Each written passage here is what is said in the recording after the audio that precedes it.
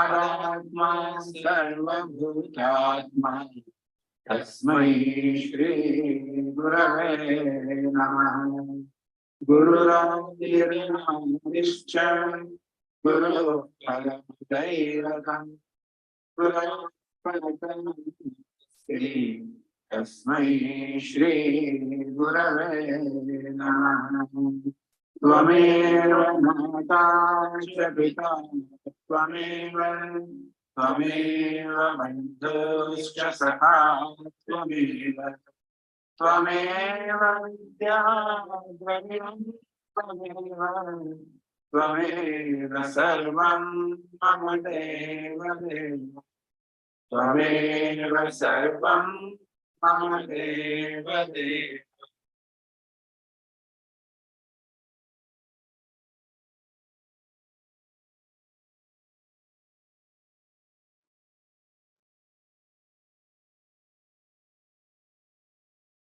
ॐ भद्रं कर्णेभिः शृणुयाम देवाः भद्रं पश्येमाक्षभिर्यजत्राः स्थिरैरङ्गैस्तुष्टुवागुंसस्तनूभिः व्यशेम देवहितं यदायुः स्वस्ति न इन्द्रो वृद्धश्रवाः स्वस्ति नः पूषा विश्ववेदाः स्वस्ति नस्तार्क्ष्यो अरिष्टनेमिः स्वस्ति नो बृहस्पतिर्दधातु ॐ शान्तिः शान्तिः शान्तिः। ॐ सहना भवतु सहनौ भुनक्तु सह वीर्यङ्करवावहै तेजस्विनावधीतमस्तु मा विद्विषावहै।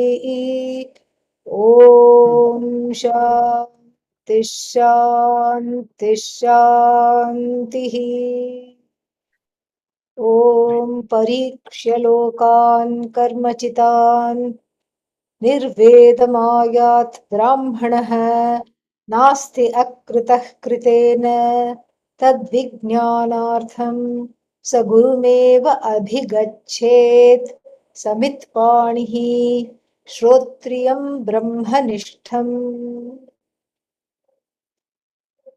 We have been on this verse for about a couple of classes, and as I said, it takes a little more of an in-depth understanding, because contingent upon the understanding of this mantra is the entire Upanishad.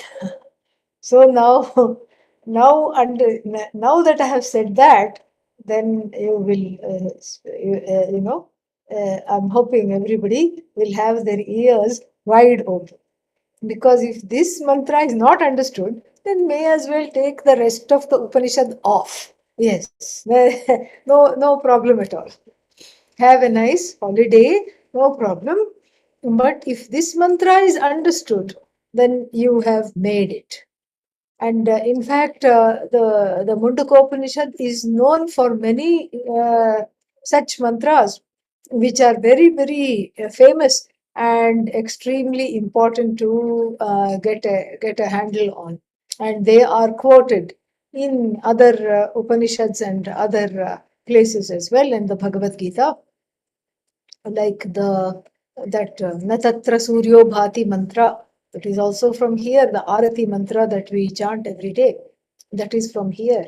And another famous mantra is Bhidyate Hridaya Granthihi Chidyante Sarva Samshayaha Kshiyante Cha Asya Karmani Tasmin Drishte Paravare. A beautiful and incomparable Phalashruti. Phalashruti means the result of this knowledge. Jnana phalam. What is this? What do I get out of this? Very beautifully said. And so, for these reasons, this Upanishad is just a gem in the whole Shastra compendium. So, we have seen the meaning. Pariksha lokan karmachitan nirvedam ayat. This nirveda is very important to understand.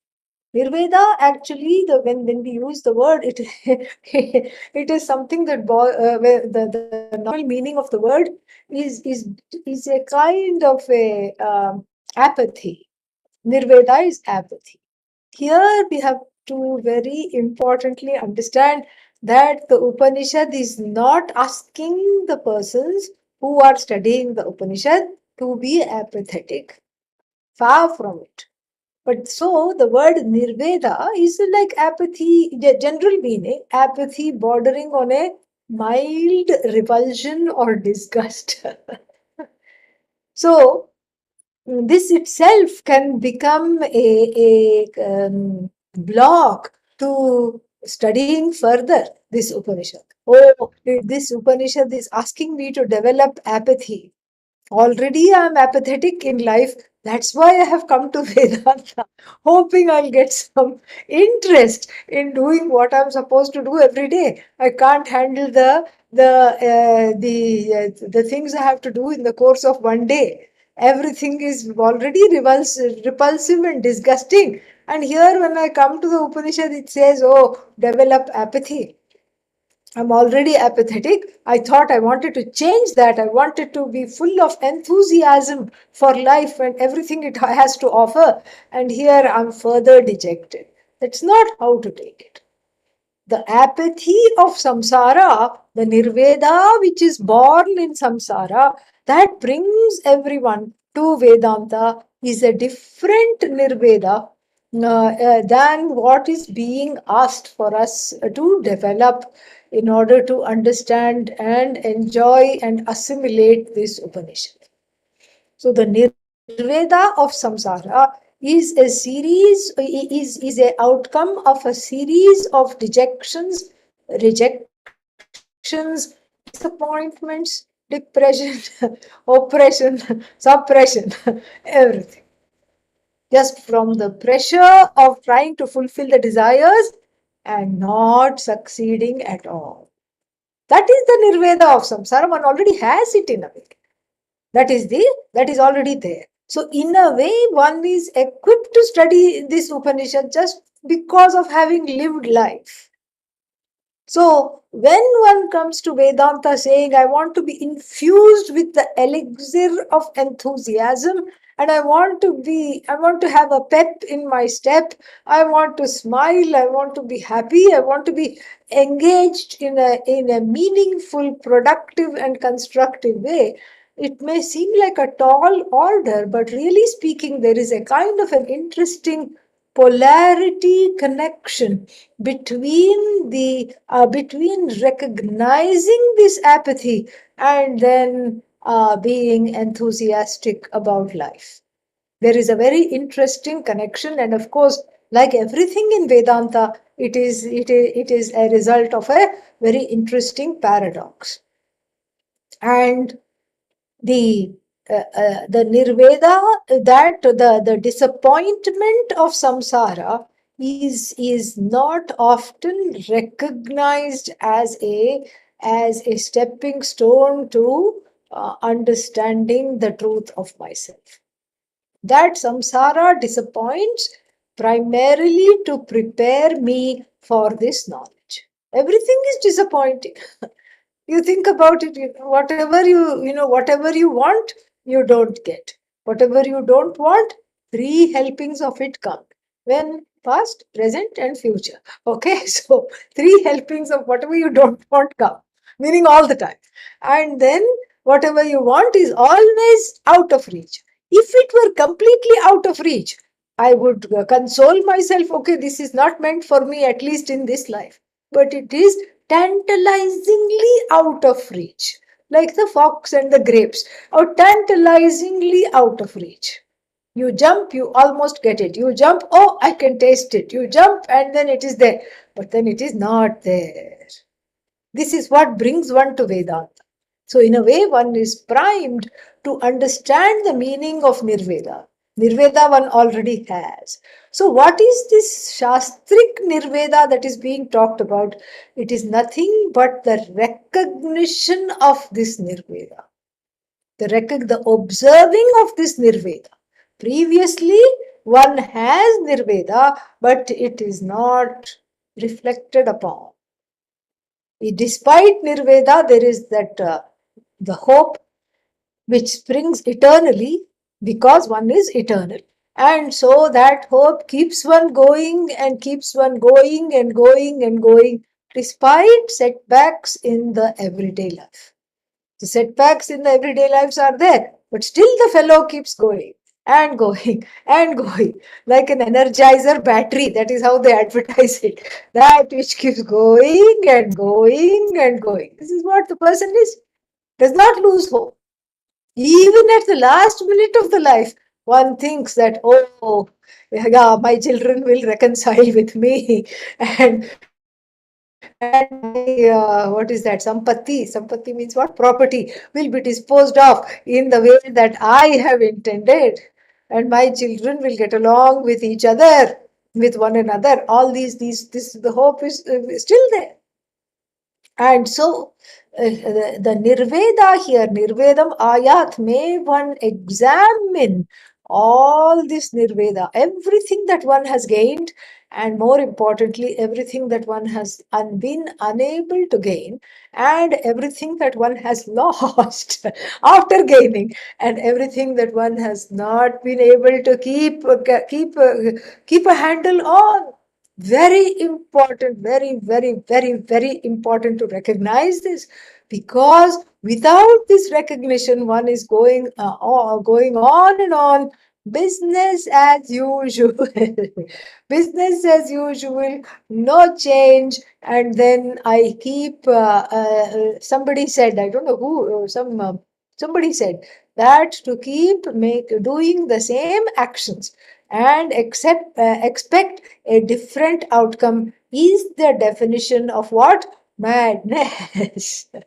This is the person coming to Vedanta. Keeping on engaging in the same action. And what is the action? I want something right away in order to make myself calm, in order to make myself happy, in order to make myself contented. When? Forever. Here is the rub. What I want is forever, and what I'm capable of doing with my hands, with my mind, with everything, with this finite set of organs of sense organs and organs of action I have, is primarily that which comes to an end. Why? Because effort, karma, effort, action is finite. How much action can you do? Even the greatest philanthropist who has done a lot of good for the universe, still it is finite. And whatever one does is finite. And what is one wanting? The outcome of that, what I'm wanting, is infinite. This is the paradox. In everything I do, I want the infinite to come out of it. How will the infinite come out of the finite? Tell me. Not possible at all. Not possible. But yet I don't stop because I do not know better. I do not know any better. And you see, if I wanted something finite and I used finite means for it, okay, fantastic, no problem at all. And I wanted something to eat because I was hungry, and then I brought some vegetables home and cooked them and ate them. Wonderful, finished. The hunger is satiated, and that is there. The hunger is satiated. For the satiation of hunger, there is certain karma action, and that is done. But supposing I want to eat because I have a sense of lack centered on myself. This is the reason many times there are eating issues that people have. People are eating not because they are hungry. Many times one eats not because one is hungry. One eats to fulfill something that is not there. That is elusive. A sense of contentment and a sense of literal fullness. So that I feel full and then I'm Purna. Purna means that fullness, and that which is arising out of contentment. This is what I want. But then if I try to stave off that inner hunger for the forever, with finite means, like eating a big meal, or having certain addictions, giving way to certain addictions. And everything is an addiction, really speaking. It's just how much one is an addict. That is what is that is what we are in conversation about. How much is the addiction? How greatly, how serious is the addiction? That is what we need to think about. So, really speaking, this is exactly the situation. The situation here is very, very dire, and that is what one has to recognize. The more I am dissatisfied, the greater I fall into these various addictions. Relationships become an addiction, and food becomes an addiction, and retail therapy becomes an addiction.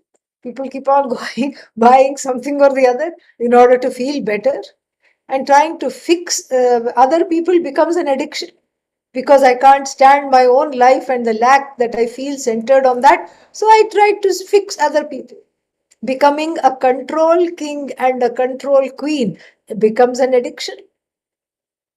Drama king, drama queen becomes an addiction, because I just lack that contentment. So I want some kind of a wow factor, a pizzazz, something. So I try to create that by creating some drama. And so all these become various things to cling to, because that I am, which I really want, is unrecognized. It is latent. It is there. It is somewhere recognized at some level, but it is not overtly recognized. That which I want is not recognized, but it is there somewhere. And just like a child which refuses to go to sleep when it's tired, because it says, I want to play, I want to play. The mother knows, okay, the child does not want to play. What it needs to do is lie down, go to sleep. So this way, the efforts are directed elsewhere, and what I want is in the realm of somewhere else, is in a different realm. So finite results do not yield, the finite efforts do not yield infinite results. They can only yield results which are finite. And if you're okay with that, there is nothing wrong, because that's what the transactional reality in which we live and conduct our affairs is filled with that alone. If you're okay with that, that's fine. So you want to, you want to eat, you cook and eat. You want a friend, you go out for coffee. That's fine. You don't expect anything else. And same thing. You want to get married because you want some companionship and you to go through life. That is all fine. But if you expect everything to last forever, and if you expect all the actions that you engage in to yield something other than what they are, then naturally there is disappointment. Naturally, there is disgust, there is anger, there is fear, all these things that brings us to the study of Vedanta. And here, what we are being asked to do is to do a look back, pariksha, having examined all the things you want and all the things you have pursued. Take the time to see that each one has come to an end. Everything that you have pursued is finite. Oh, but there are many things that I am enjoying that haven't come to an end. Just wait. That's all. They will come to an end. Just wait. And endings are very difficult. We don't want things to an end because it connects to that wanting. The only thing one wants is to connect with that which doesn't end. And how to connect? Where is it in the universe, that which ends? Where is it? It is in the nature of the one that is seeking. The nature of the seeker, the nature of the one who is looking, the nature of the looker, the nature of the seeker, that is what it is. We search high and low for the treasure that is already established, that is already there, That already belongs to us. For that, we are searching high and low and exhausting ourselves. So, this particular mantra that we are studying is a call to relax, really. Is a call first to examine and to examine the all the fields of engagement. This is what is called loka. Examining all the fields of engagement, I lay down the cudgels. So many things. And once I saw one sculptor, he was sculpting the Lord Dakshinamurti. So I went in to see him at work. I went and saw how it is done. And then, so first he had had some kind of a big roll. It looked like some huge roll, which could barely carry. So he brought that and he unrolled this kind of a knapsack, or I don't know what to call it, some kind of a leather holder of everything. And he unrolled it, and inside you could see that there were all these pockets. Whole thing was full of pockets. And in each pocket were 4, 5 tools, all these tools. So he would bring the hammer, small hammer, and then, carve out certain things, certain areas, especially the jewelry, etc., has to be done properly. So he would carve it out. Then there was a chisel, and then there was something to hit, and there was something to kind of carve out something very sharp, kind of a sickle to carve out some excess things from the stone. And then there was some kind of a drawing tool where you draw on the stone and then take it off. And then there was a smoothing tool, like a kind of a pumice stone, another kind of a pumice stone with which you could smooth out the cheeks and the face and everything. And so, like the sculptor, the jiva wanting to sculpt all the ends in life has a whole series of tools, can barely carry. And one has crafted new ways of trying to eke the infinite out of the finite. And then one is trying to smooth something, trying to dig out something, trying to add, trying to subtract. Maybe if I get rid of this, I'll be happy forever. Maybe if I add to this, it will be better. Maybe if I take out, maybe if I contour something, maybe if I polish something. And then what happens? Nothing happens. That's the thing. So this particular mantra asks us to keep aside the array of tools. All the tools are finite. They're crafted from finite means, finite materials, and they will yield not the infinite, only the finite. To complete the sculptor story, I said, I notice you're not doing anything near the eyes. And are you saving that for the last? And he said, yes, in a manner of speaking, yes. But he said the gaze of the Lord, he said, the gaze of that sculpted deity cannot really be, you go through the motions of making the eyes and the eyeballs, whatever it is, eyelid, etc. But he said that it happens on its own. We are not in charge. We have to lay down there is a ceremony. It is called Netra Unmilana. So when we consecrate the deity in the temple, then the eyes are not fully opened. And then the Sthapati, the sculptor, is called and made to enter the sanctum where the deity has been there. And then what he does is he, so to speak, kind of with a little hammer and chisel, as it were, opens, quote unquote, opens the eyes. And then, as soon as the eyes are open, in a way, for the teaching around the temple consecration, the Shastra says that as soon as the eyes are open, the finite statue, the sculpture is now becoming the holder, the bearer, so to speak, of the infinite. We are invoking the infinite through the finite, because where else, how else to invoke? Because we are surrounded by the finite. And so then when he, quote unquote, opens the eyes, first thing he does is throws down the chisel and the hammer and joins the hands. And so, like this, here the disarming is necessary. The disarming is necessary to be able to gaze at the truth of oneself.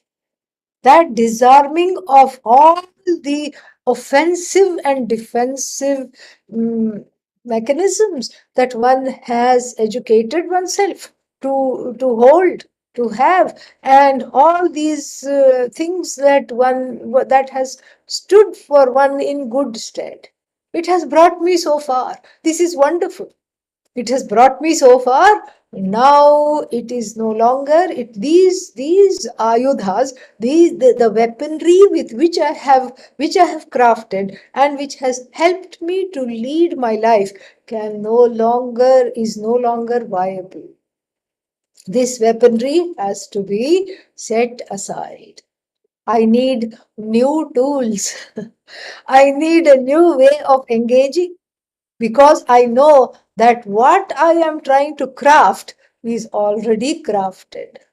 Very, very crafty this is already there. It is already existent. I don't have to do anything. I don't have to make it happen. It's already there. So then what do I have to do? Why am I suffering? It's because of the lack of recognition that it is already there, and the lack of understanding that all I need to do is to connect with this, is to know this. This is what stops me. This is why there is pain. This is why there is sorrow, because I am just reinventing the wheel all the time. All the time I'm reinventing the wheel and wondering why I'm not going anywhere. Because this is already there. It is done. It is the truth of this I that is already happy, that is already forever, and that which never comes to an end, that is already the source of all existence. So this nirvedam ayat that expression is an invitation to get rid of the cudgels, to get rid of the shields with which I have protected myself so far from hurt, from pain, from sorrow, from disappointment.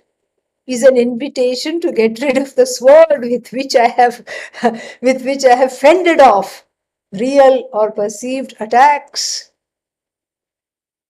And it's an invitation to lay down this and stop being a ninja, and to dare to let go of the coping mechanisms in my life, which I thank, because they have stood me in good stead.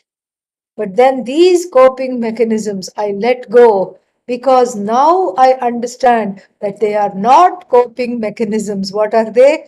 Moping mechanisms. That's what they are. They're moping mechanisms, because they just make things feel better for a little while, and then they're back to tears and fears and oh no, same old, same old, same old, same old, same old, same old, same old. And yes, the Upanishad recognizes this is not easy, and the Upanishad recognizes that in order to make this huge transition which it is calling you to do, that one needs help. You cannot do it on your own. Absolutely not. It is so frightening. One day, if you ask somebody to go without coffee, their mood becomes offy. Yes, this is what happens. And then, people have been coming now. Whenever I go to the Bahamas, people have been coming there, turn by turn. And the previous visitors tell the new potential visitors, take tea and coffee with you. Don't go. This is a tea less and coffee less ashram, OMG, you won't be able to survive. Much less listen to Vedanta there. So better take coffee for yourself and tea for yourself, and also the kind visitors from the previous years. What do? They have a map of Starbucks, which is in the hotel nearby. Have a walk on the beach, end up in Starbucks, and I am told, I don't know where it is, but somewhere it is there, I'm told, in another hotel, which can be accessed through the beach. So have a walk on the beach and then go to Starbucks, fill up on whatever you want to fill up on, and then come back. And then that is how it is. And so it is difficult to it's difficult to live without creature comforts. That itself fills the heart with dread. What to talk of?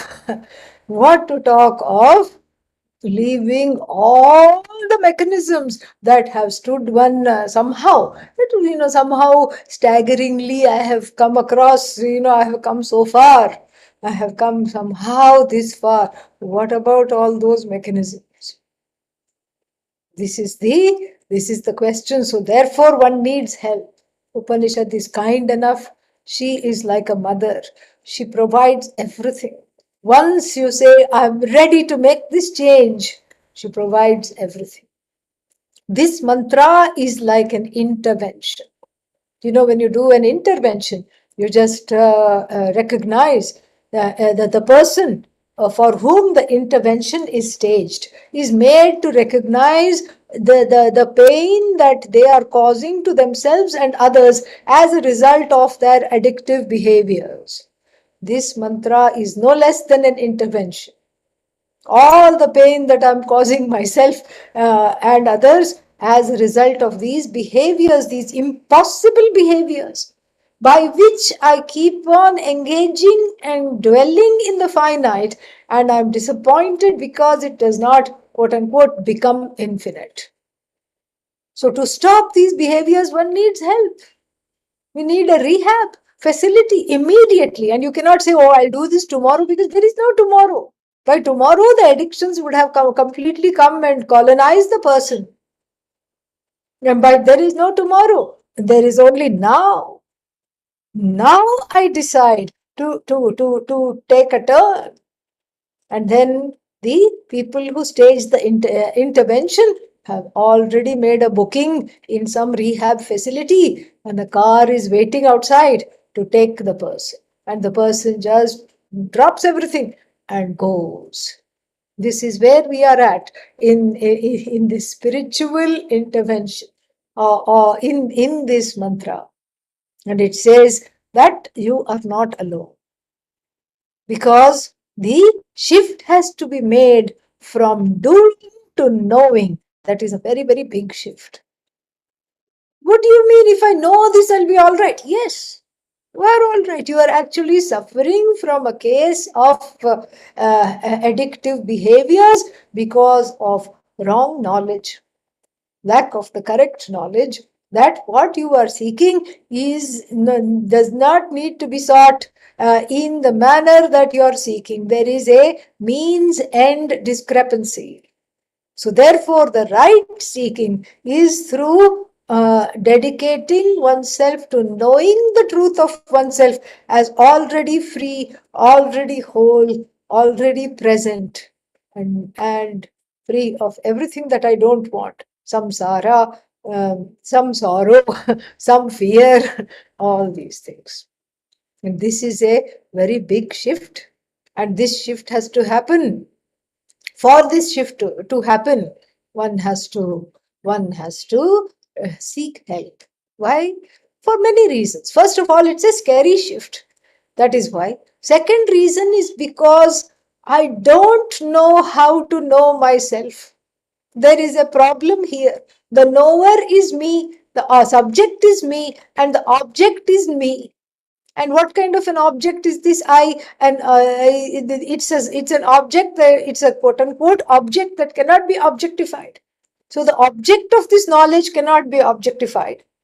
And the subject cannot know the object as different from oneself. So how am I going to know myself? If I want to know what I look like, all I have to do is stand in front of the mirror, and my reflection is there for myself, for me to see. If I want to know how my mind works, all I have to do is go to a therapist, and after a few sessions, certain patterns emerge. So, but this is not what we are talking about. We are not talking about knowing the body, knowing the I that is connected to the body, knowing the I that is that is informing the mind. We are talking about that I which indwells the body mind sense complex, which is neither the body nor the mind nor the senses, which is that I which is self effulgent, self evident, and the truth of the whole universe. It is this knowledge of oneness, that everything is connected to me, nothing is separate from me. It is this knowledge of oneness that one craves. It is this knowledge of oneness that frees. It is this knowledge of oneness that I want. It is this oneness that I crave. And it is this oneness that is called the pursuit of moksha, freedom. This is what I want. But then where is the help? Where is the help? The help will not come unless you seek it. It is not it is not something, like, oh, I want to be chosen for this help. This is spiritual romanticism. This is like it is not a high school prom. I want to be chosen. Somebody has to choose me to dance with. No, it's not a high school prom.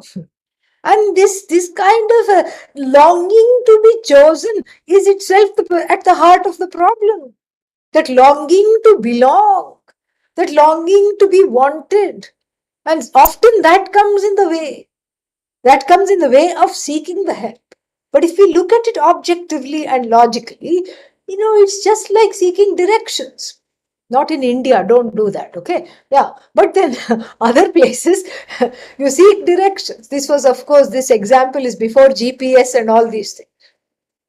You just say, some famous landmark. Where is this? Oh, it's just 2 turns, two blocks away. Take a left and it's right there. Somebody would tell you. You can ask a passerby. Now we have GPS, this example doesn't hold. And in India, even if one has GPS, one is addicted to asking for direction. How do you get there? And then the person says something, and then you say, then this other person who asked whips out the phone. That's not what the phone is saying. And then the first person gets irate. Then if you already knew, why did you ask? So this is how it is. And so the directionless person, or the person wanting help, has to seek the help.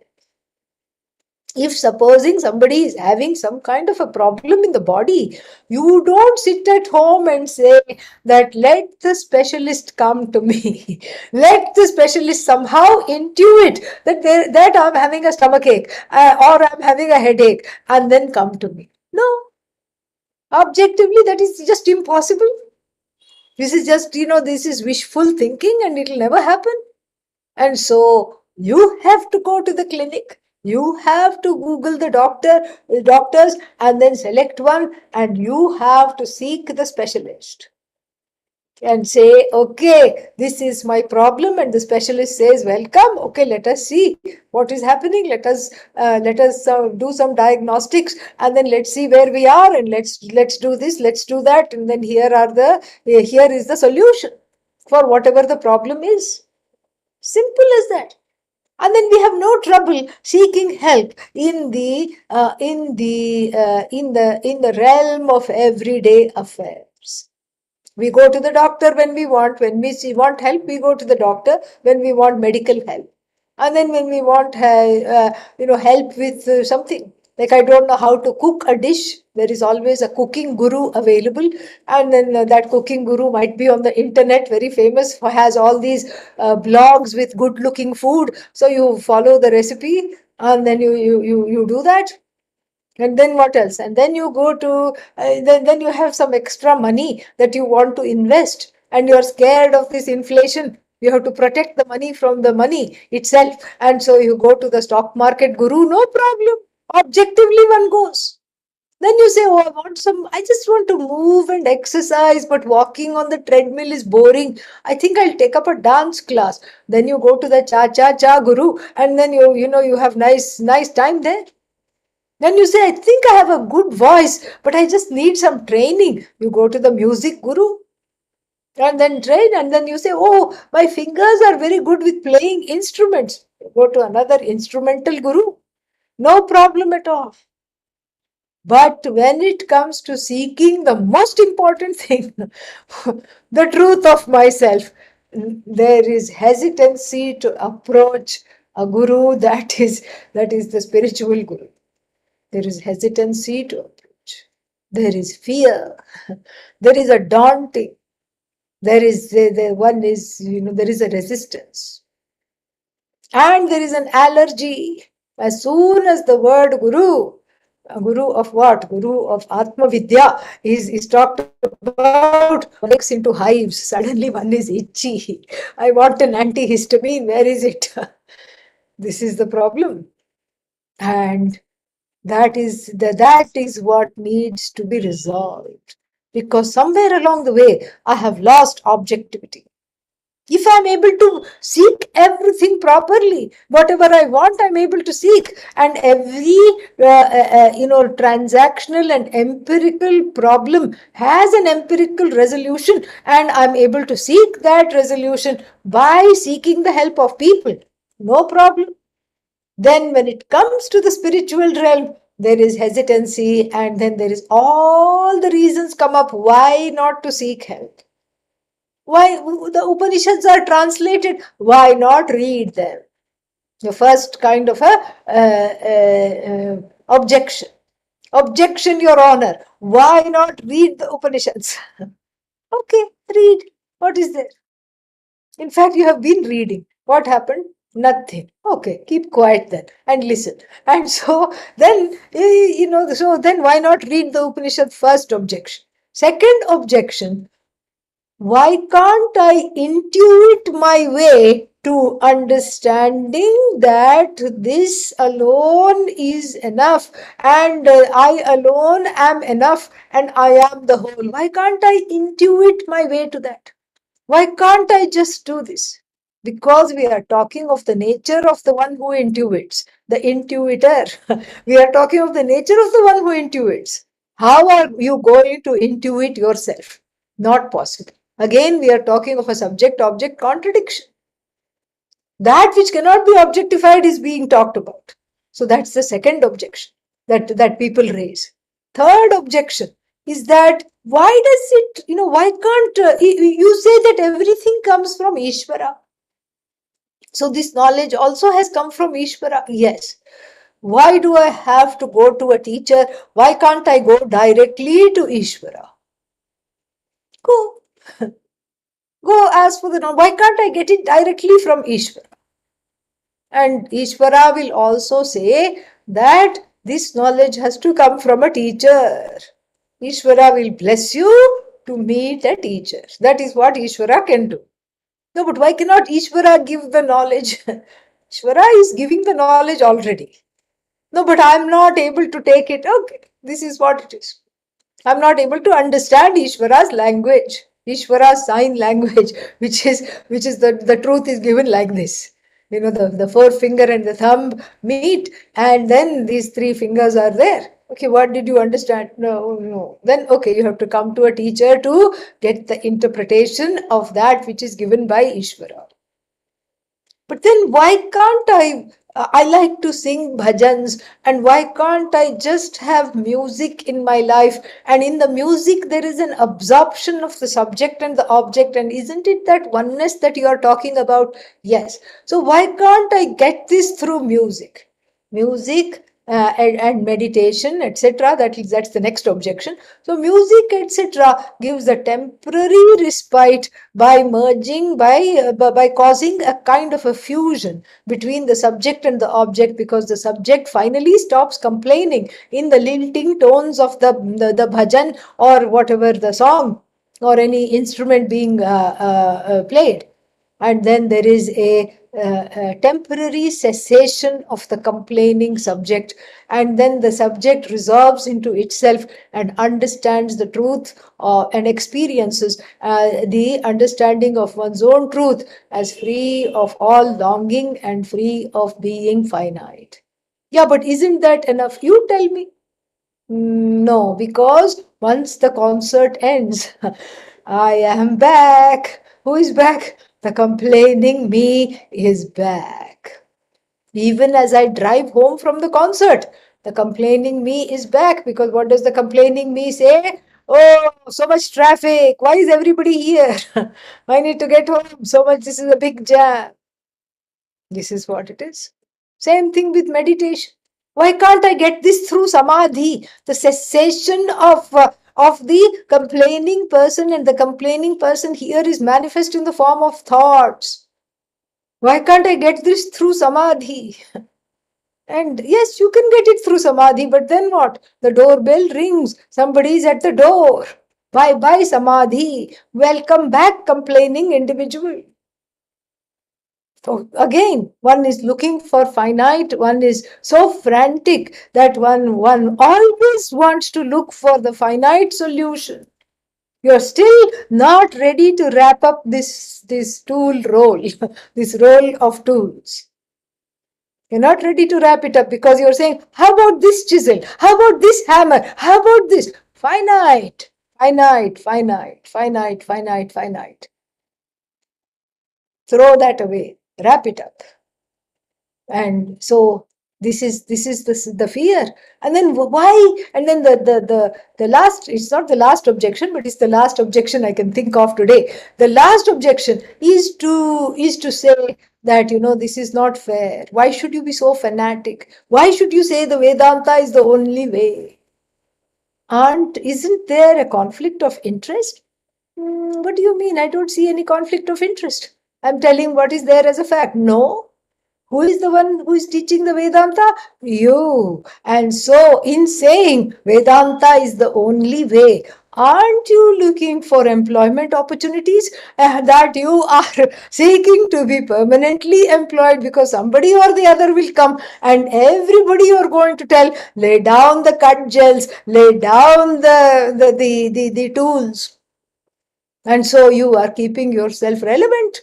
That's exactly what you're doing. You're just making yourself, keeping yourself relevant and making yourself useful by conscripting me. So this is a very big objection. Let's see how to refute this. So the thing is this, that the teacher here, the one that is taught, we have already seen the what's the word for it? We have already seen the qualifications of the teacher, Shrotriya and Brahmanishtha, and that itself, Shrotriya means the one that has studied from a sound lineage of teachers, and then the one that is that has no longing, Brahmanishtha. So we have seen that that is the qualifications of the teacher, and the statement of the qualifications itself makes it very easy to seek the one that doesn't want to be sought. That is really the way. So that is how the Upanishad presents itself. The teacher is an altar of surrender to lay down the tools, but the ideal teacher must be the one who does not require the surrender. That is the correct person to approach. The one who says, come to me, is the one you have to avoid. You have to tell them, bye, see you later, see you later, thank you, bye bye. The one who says, come to me, bye bye. Oh, but you also keep sending reminders of the classes. That's because you signed up, okay? Yeah, that's why we send reminders of the classes. But without signing up, no reminder goes. Just somebody who is, who is casually meeting. There is no reminder goes to them. So the thing is this, that we have to recognize that the altar of surrender must not require that surrender, and that's what makes it a safe altar. That's how it is. And that altar alone, an altar that doesn't require the surrender, has the power to alter you, alter your notions, alter your thinking, alter the ways of being. This is exactly what has to be recognized. And there is no fanaticism here. Oh, why should you be so fanatic? Why is there only one way? And the proponents of this objection cite a particular kind of a example. They say there is a temple on the hill. This is in India frequently the case. There's a temple on a hillock. And then there are many ways to reach the temple. You can go by car, you can do like a switchback road, and then you can go by car. Or you can go, there is some steps provided, you can go walk, you can go by steps. And then for the VIPs and the lawmakers in India, the politicians who visit, there is a helipad because they don't have any time. They just want to do a brief visit. So they come, chop, chop, chop, chop, chop, they come, and then they land on the helipad. Third way to go. And for those who are really, really adventurous, what they do, they outstretch their arms and have somebody tie the arms together, the hands together at the wrists and at the elbows, and they have somebody tie the feet together at the ankles and the just above the knees, and they roll. They roll around the hill as a kind of a atonement practice, as a penance, and then rolling they go up. I don't ask me how, I haven't done it and don't plan to do it either, but then some devotees do that. It is a particular kind of a seva. So the proponents of this objection, namely, why only one particular way? Guru meva abhigachet. Go only to the Guru. This is the only way of freeing yourself. Why is this kind of a, this kind of a exclusivity here? Look at the temple. When there are so many ways of reaching the temple. To the proponents of this example, I would say, yes, there are many ways of reaching the temple, but there's only one door which is called the sanctum. You have to go through that. There's not many doors. And so this is all, coming out of one's own. This is all the pictures that we draw of ensuing from the wellspring of our own subjectivity. They are like first grader drawings, little stick figures and little scratches here and little scribbles there. It is not an outlook that is emotionally mature. This is exactly what it is, because as long as we keep delving into into these options, we don't recognize the very thing that this particular mantra is wanting us to recognize, namely there is a means and end discrepancy in your seeking. Rectify your seeking. The ends that you deploy, the means that you deploy do not match with the end that you seek. And this example I have given many times. But it never grows old. It's just like the person who sits in the plane and is always surprised that it has landed in New York. But I wanted to go to San Francisco. How did this happen? Well, you chose the wrong plane. You chose the wrong plane. Oh, but how silly is it? How can you get into the wrong plane? It happens because there are small commuter flights all over America. And then, when I was living in southern Georgia, I had to change the plane in Atlanta. And it was a tiny plane, 10, 20 people. And then it would all be there. And the boarding pass was already collected there at the entrance, and you just had to go. And then you would go through this doorway, and there are 5, 6 planes sitting there. And then you just go sit in, you think this is the one, and you go sit there. And then the first thing the pilot announces is, this plane is headed to Valdosta, Georgia. And if that is not your final destination, please get off. And then you know what? I was always surprised that one or two people would get off. They would say, oh no, I'm going to Tallahassee. Oh no, I'm going somewhere else. I'm going to Gainesville. I'm going somewhere else. They would get off. It would always surprise me. But supposing they didn't get off, supposing that announcement was not made, the person wanting to go to Florida would be extremely surprised. But what is the problem here? The problem is the wrong plane has been, has been chosen. The wrong means to seek the end that I want. That is why all the things here, the tools at hand are vitiated by finitude, especially when one wants the infinite. And so therefore I have to restructure the seeking. I have to see that I need the infinite. Then what is this guru? How will this guru help me, whosoever she or he may be? What is the thing? Guru meva abhigachet. May one seek only the teacher, no other form of seeking. What will this guru do? Big deal. And then somebody who is in an authority figure reminds me of the primary caregivers.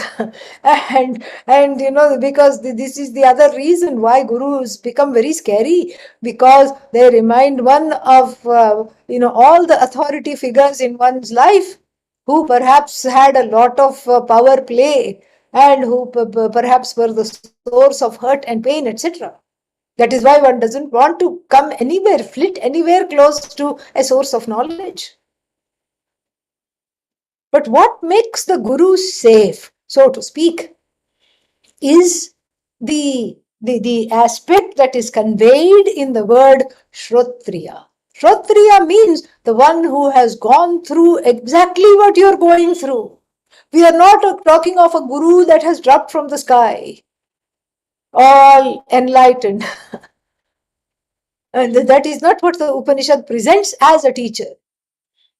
The Upanishad presents somebody that it is not Shrotriya or Brahmanishta, it's Shrotriyam and Brahmanishta, both together. It's not one of the qualifications, it's both together. And then it says, if you can have only one, choose the Shrotriya, because it is somebody who has gone through the grind, the daily grind of samsara. Someone who has used the wrong means in their own life. Someone who has got on the wrong plane and repeatedly got off at the wrong destination. And someone who had to overcome their own fears and their own tears, and then come to the understanding that I need help. And then, despite their own fears, they were able to seek their teacher. And who is their teacher?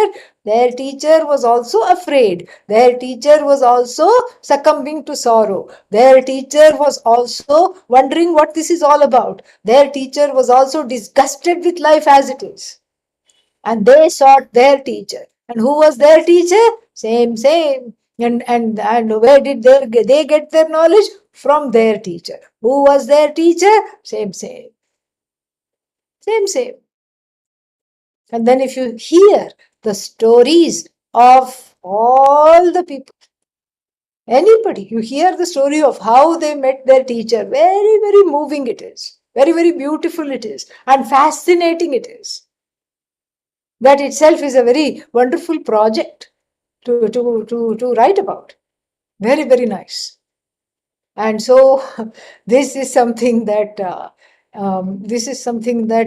we have to understand.